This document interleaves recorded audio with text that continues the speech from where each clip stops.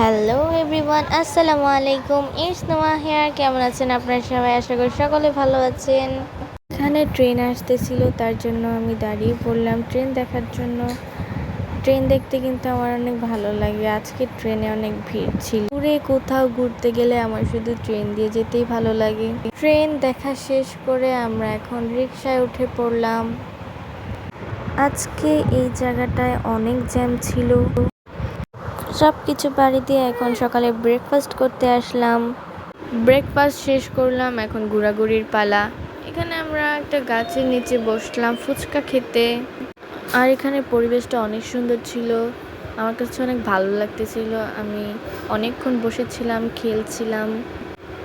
আর এখানে আমার মন খারাপ হয়ে গেছে, অনেকক্ষণ ধরে ফুচকা আসতেছে না। তারপর ফাইনালি ফুচকা আসলো, বাট এতটুকু ফুচকা দেখে আমার মনটা অনেক খারাপ হয়ে গেছে। তারপরও খেলাম। ফুচকা তো ফুচকাই, বাহিরে গেলে সবসময় আমার ফুচকা খেতেই হবে।